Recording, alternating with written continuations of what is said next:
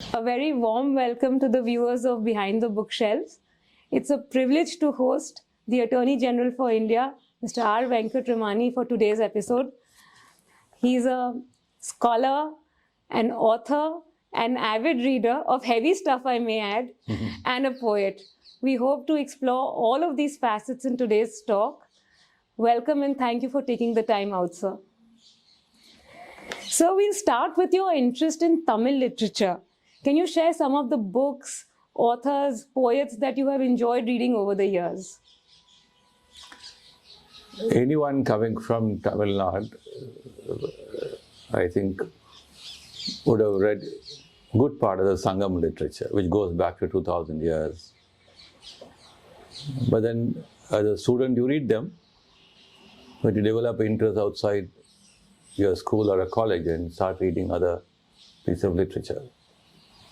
So, if you talk in terms of contemporary literature, there was this great revolutionary poet, Subramanya Bharati, who was a non-conformist in more than one ways.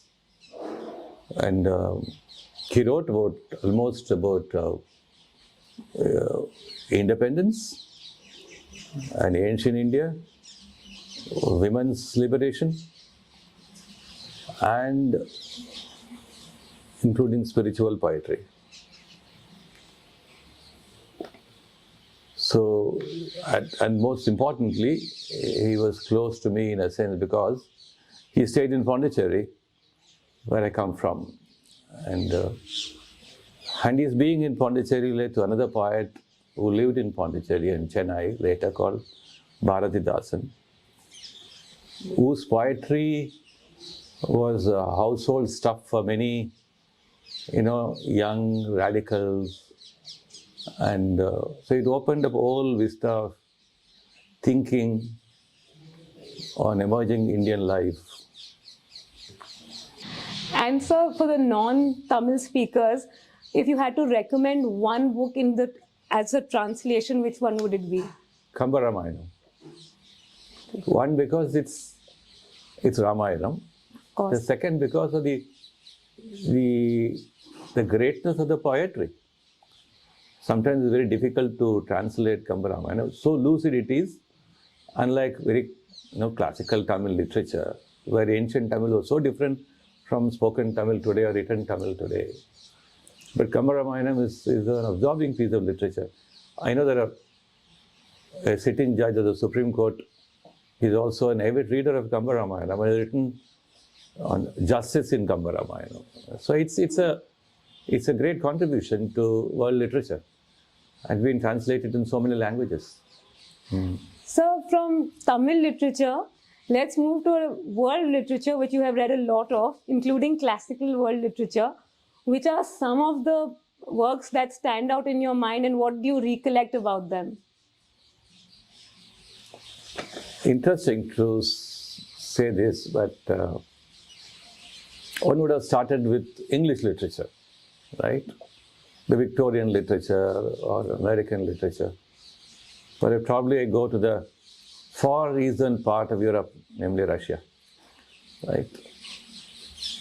Russia and Russian literature in the late 19th and early 20th century stands as a class apart for a number of reasons. The Russian writers were trying to look at the impact of European history on Russia, the enormous changes taking place in Russian social life,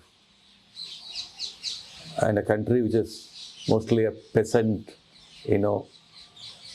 based country, moving into social transformation, coupled with the fact that under Tsarist rule, there was enormous oppression too. So Russian literature tries to capture these emerging social facets of Russian life. So Leo Tolstoy's War and Peace, or for that matter, Dostoevsky's Crime and Punishment, they're a classic piece of literature, I think, at the world level. Of course, American literature, Hemingway, or what's that? the social transformation during Lincoln's period, the race and all that racial segregation, and the poetry of Walt Whitman, Leaves of Grass. I remember Justice Krishna always used to admire Walt Whitman for the sheer felicity of his poetry. And I happened, of course, to be a student of literature in Venkataramani University for a year. I did not complete my post-graduation, but I still think that was a very formative period in my reading, habits of. But then it was not confined to reading literary pieces. So probably it was my reading of Tolstoy or Dostoevsky that took me into heavy political, theory and reading. Like you start with Bacon, John Locke, and Spencer, and all that. The landing, of course, you can't but help landing in Marx. If somebody had not landed in Karl Marx after reading European political literature, then I think you are an illiterate, politically. And if somebody has not read Marx, which I think has a great relevance to understanding not only human movements and social movements across the globe, but even a glimpse at the role of law. So I spent a lot of time in trying to grapple with Marx's, that voluminous book called The Capital, running into thousands of pages. But the most interesting, I think, book I read about Marx is the economic and political, philosophical manuscripts of 1844 and the Paris Commune. Because I read much later about his youthful days and somebody writing about Marx's small essay while he was a student in school on Jesus Christ. Very interesting. So from literature to political theory, I think it has given me a great amount of insight into understanding jurisprudence and law. So, sir, you mentioned War and Peace and that it's such an important piece of literature for everyone to read. We started a book club in Calcutta many years back with the idea of reading War and Peace, and we still haven't got around to it. But I'll tell you, Tolstoy also had a lot of short stories. And one of them, which I would recommend for everyone to read, is God Sees the Truth But Waits. It's about, it's beautifully written. Of course, I've read the translation. It's about a man who is wrongly accused and convicted of a crime that he didn't commit. And he's sent off to Siberia. And he spends close to 20-30 years. And then the cellmate that joins him is the person who had actually framed him. So it ends with the story is about forgiveness and moving on and finding peace. And it's so beautifully done, I cannot tell you. So if I would highly recommend reading that short piece whenever you can. So, sir, we've been discussing the classic pieces till now. Who are some of the modern and contemporary writers that you enjoyed in the past few years? In the past few years, I've been reading pure literature. I mean, I think somehow I have drawn away from that. But most of the reading I do have been mostly either in law, jurisprudence, or philosophy, or something bordering on any one of those. History. So mostly again in history and philosophy and social sciences. I remember you mentioning Mulk Raj Anand though. Yeah, that's a college day reading. Mulk Raj Anand's The Coolie and The Untouchable. And I remember those. I can recollect the days when I used to sit in Loyola College library and pick up these books and read them. Interesting. So, on a similar line, I would say, is a book called Nectar in a Sieve. It's by Kamala Markande, if I recall correctly. And it's about, I think it was just after independence in the 50s. also. It's about the life of the farmers, about a couple farmer couple, and like the hardships that they go through, but written with a light touch. And I cannot begin to tell you that it, like, you read about farmers' plight, you know the difficulties that you go through, but your entire thought process and the empathy changes once you read that book. It's Let me read brilliant. it. We have a copy. Thank you for recommending it to me. Okay. A friend recommended it to me a couple of years ago, and it was just one of the best reads I've had the privilege and pleasure of reading. Okay. So switching gears a little, I'm sure the audience would love to know what is some of the light reading that you've done. It's interesting. Light reading. I must scratch my memory to find out what light reading I have done. Maybe in Tamil literature, I have done a lot of light reading. P.G. Wodehouse. I've read all of P.G. Wodehouse, if you call it a light reading. Of course, he is. That would count as something which is light and like fun. Or a student in school or college would have read the famous 5. Right? These are light readings. Absolutely. What about Secret 7? Yeah, all of them. So definitely, Annette Blyton was fantastic. May I ask this question? Did you ever read Jane Austen? I have read. Which book of hers do you like? I have read, I think, only one.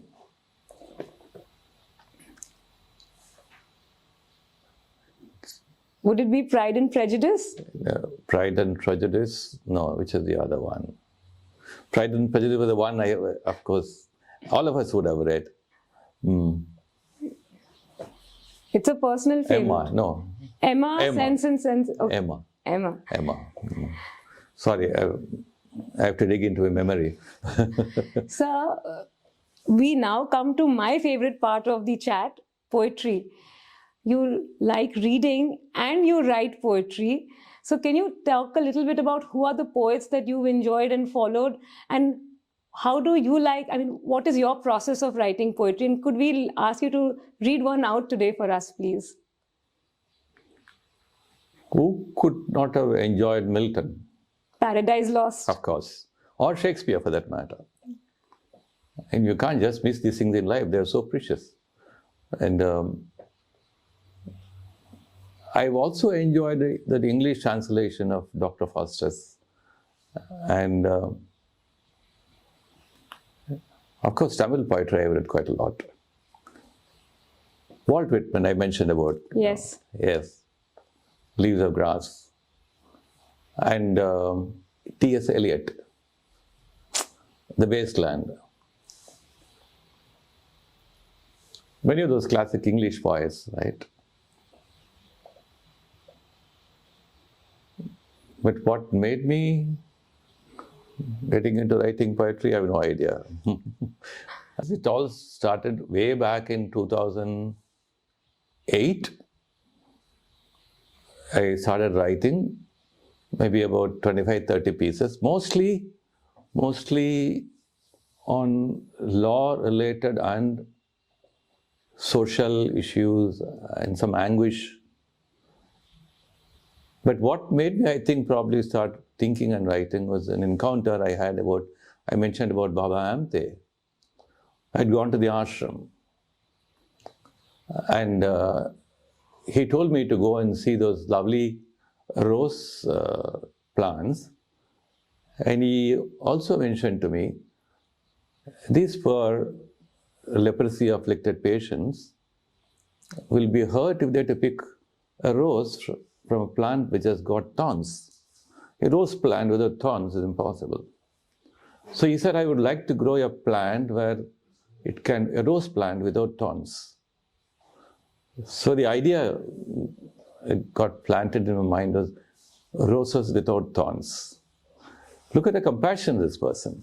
Right, yeah. So that idea, that's the first piece I wrote, Roses Without Thorns. Okay. That was in 2008. Then I stopped writing. Lockdown gave me all that, leisure, morning, evening, the morning walk and the evening walk in my private garden. So I used to walk and then pick up an idea or a thought and come and write. So I'm hoping you will read out something today for us. I would love to read quite a few of them, but May I request for one? before I come just to that, I just want to say, when you're talking about the light reading and the high reading, Pondicherry also exposed me to another great thinker in our country, Sri Aurobindo. Yes. Sri Aurobindo's books gave me also a lot of insights on how you look at the hidden treasures of our Indian philosophical literature, whether the Vedas or the Upanishads. And interestingly, while reading his book on the secret of Vedas, I was exposed to Kalidasa, right? A translation in English of Kumara Sambhava. What is that? Huge treasure, which we have not put our hands into. So some of those things must have been working in my mind and must have very remotely or unconsciously led to my writing poetry. Okay, so I've read a few of your pieces, and may I request you to read Rivers? I'll read that. Or any of your choice if you prefer something else. See how any poet writes poetry. From my own experience, I think if you're attentive enough to the life around you, the world around you, small details. You look at a plant, a tree, a bird flying, or people sitting with you, listening to you, talking to you, and what they talk, and how people around you interact with you. You're being attentive to it. I think that's how a writer or a poet gathers those ideas for. So, sir, I can't remember who said this offhand, but that's the difference between a poet and a poem. A poet looks at the world around him, the nature around him, and writes from there. And a poem on a standalone can be about anything, but a poet actually observes. You're right there, but both are married, the poet and the poem. For sure. Right? Yeah, I'll read this poetry for you. Thank you, sir. It's titled, "Rivers Do Not Flow Back."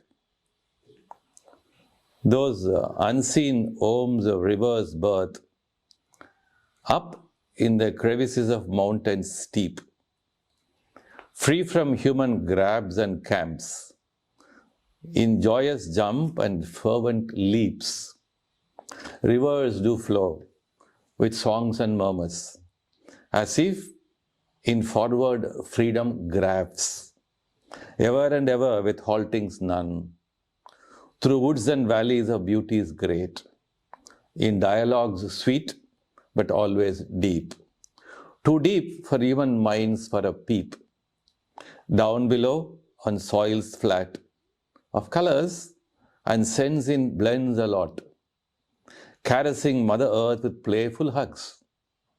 Rivers do flow in eternal quest. Destinations for their journeys long are scripted, sure in nature's logs. To seek their ends into oceans huge, and seas so vast life's ships do cross. Appetites with measures none. Oceans and seas are the end in whose silent embrace rivers know the truth of not ever going back, the truth of leaving journeys done, and the truths of the final resting home. Beautiful, sir. Thank you so much. Are we going to see a book of poems from you? Hope so. I wish to publish some myself, and hopefully, and they are very wide-ranging thoughts on philosophy, on life, on religion, on gods. This year? And then law, of course, this year. Okay. Sir, you have authored a number of books. Can you take us through the topics and what inspired you to write on them? And what's your process of writing? Do you research first and then write? Do you type yourself? or do you dictate? Please take us through that. My first entry into writing was the instance of Chief Justice Venkataramani, who asked me to write a book on Justice Chinnapareddy's judgments. So when he asked me to write, I had no idea how to write a book. So, but then I thought over it, what kind of a book it should be. You are writing a book on judgments. So I thought that let me have a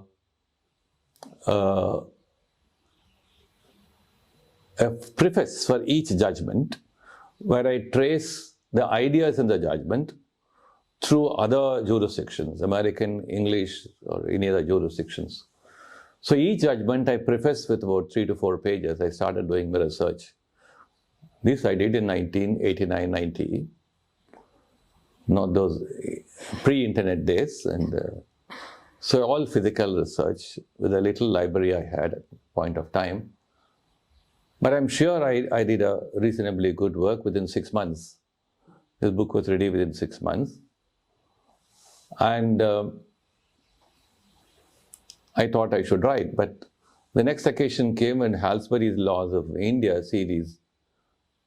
They gave me a choice of writing books on Indian succession laws or insurance law or torts. I picked up torts. And so that was my second piece of writing. Because my grooming in the days of the Supreme Court, in the days of Justice Krishnaya Bhagavati, in the 1980s, so gave me, I think, some insights on how you look at public interest litigation as what Professor Bakshi fondly called the social action litigation. That's the next book I wrote, and I think I really did a good job. I do my research first, but ideas keep floating in your mind. Well, so I think they're simultaneous. The ideas keep coming in and you do your research. Sometimes when you do a research, then you pick up a new way, a new direction of looking at an idea itself. Then I was asked to write a book on Supreme Court practice and procedure. So that was my last contribution to law. So this book, I think, I thought should be a world-class exponent of the Supreme Court of India's practice and procedure. And I must say that this book has reached the New York University Library and the US Congress Library, and of course our Parliament Library and all that. But I thought while writing this, a professional always is fascinated by interpretation. That's the stuff of law every day in our court. So I thought I must write a book on interpretation. I also gave a title for the book, but I never started working on the book. But I suppose whenever written, it will be like this: The Grammar of Interpretation. That's an interesting That will be the title of the book. And the idea for this title came from, again, another British writer, English writer, Harold Lasky, whose famous book on the grammar of politics. And of course, I prepared my contents, and some initial research work has also been done. But probably because of my writing poetry, grammar of interpretation took a backseat. And meanwhile, this appointment came. But I'm sure I would love to do that. And it will be a different kind of a legal literature, not merely a digest, but looking critically at what is language, why language makes a world of problems for interpretation, and how different jurisdictions do to language problems, right? And look at the common principles in interpretation in contracts, in other legal instruments, in statutes, in constitutional law, in international law, treaties. So will it be comparative, sir? Yeah, I'm going to do a comparative. Okay. So it's maybe it will be my magnum opus. I have no idea. I'm hoping for a signed copy. Sure. And when do we expect this, sir? It will take a year or more. Okay. Easily. Okay. Sir, It's been fascinating chatting with you, and to wrap it up, we're going to have a few quick questions. So I'm hoping that you're Please prepared do. for those. Please do. If you had to stick to one genre, would it be fiction or non-fiction? I think it will be non-fiction now. That's usually the answer most people give, but let me tell you, there are enough studies now which say that fiction is like exercise for your brain because it, stretches your that. imagination. I know that. I know. A book goal. What would that mean? A book goal? Something that you've been wanting to read and for a really long time. War and Peace in my case. I couldn't imagine anything which I have not wanted to read but I have not read. I don't know. But I think I can probably learn more of Sanskrit. I would love to learn Sanskrit. I started learning. And maybe that will take me to books which I have never read in life. BN sir would be very happy to recommend Sanskrit books to you. Okay, the Mahabharata or the Ramayana? What do you enjoy reading both? Both.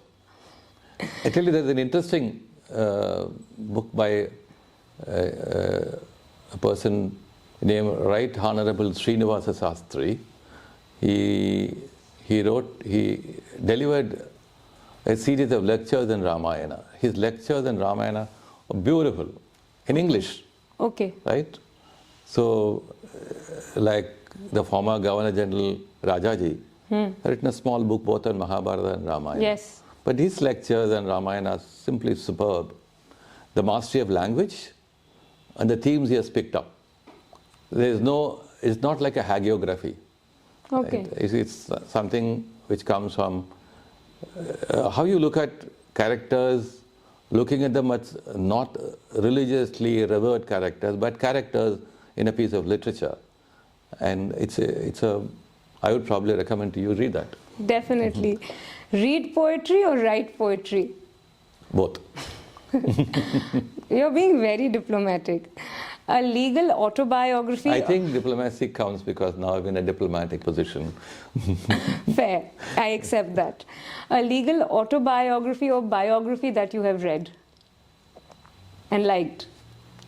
I like Bertrand Russell's autobiography. Okay. But if you've heard of M.N. Roy was a Marxist initially. He had traveled all over the globe. He was a contemporary of Lenin, and he had traveled to some of the South American countries like Brazil. And his 2-volume memoirs are very absorbing, very interesting. Okay. I read them long ago. Sir, if you haven't read it, I would recommend Roses in December. I've read them. Beautiful, isn't it? Of course. Justice Chagla's. What are you currently reading that is not law related? Currently reading. Currently I'm reading almost every night. Again, there's a well-known saint by name Swami Dayananda Saraswati. Yes. He has written a 6-volume book in Tamil on Bhagavad Gita. For every home. Yes. Bhagavad Gita for every home. It's a book which he has gifted to me personally. Wow. So I keep reading them at night for the sheer delight of learning a bit of Sanskrit, because the original Sanskrit verse is there, then he has got his Tamil rendering, explanations. So it relaxes your mind. Right. Like any piece of poetry you would like to read at night. Right? I do sometimes read some Tamil poetry also. Ever read on a Kindle or plan to? I have forgotten my Kindle. I think I locked in so many books on Kindle, but now I think it's just slipped out of my reading habits. So I was a die-hard physical paper book person. But recently, with traveling, opening up again, the Kindle is like a little handier to carry around. I know. Okay, and for the last question, sir, 2 books you recommend, law books that you recommend for every student. There is a book which is not ordinarily available. It's called A History of Law. Every law student in the first year must read it. It talks about law in ancient Greece, Rome, Europe, and China, and some of the Asian countries. It's called a history of law. Then for an advanced student, I would still recommend Dworkin's book on Justice for the Hedgehogs. Ronald Dworkin. That's a classic. Yes. But sometimes I keep referring in the court Roscoe Pound. Okay. That's an unusual choice. Yes. Yeah, people must read Pound. And of course, any person who would like to be a judge must read Cardozo's the judicial process. Yes. How many Supreme Court judges have quoted it times without number in their judgments? And the sheer poetry of the judicial process. Yes, absolutely. Right. Sheer poetry So of that language. while I was studying at Columbia, he was I think the most cited person in all classes across different fields. So yes, absolutely, that's correct. Sir, it's been such a pleasure and privilege to chat with you today. I hope you've enjoyed it as well. Of course. You come all the way, long distance, and then wanting to spend time with Lilliputans like me. I'm so glad. Thank you so much, sir. Subscribe to our YouTube channel and click the bell icon.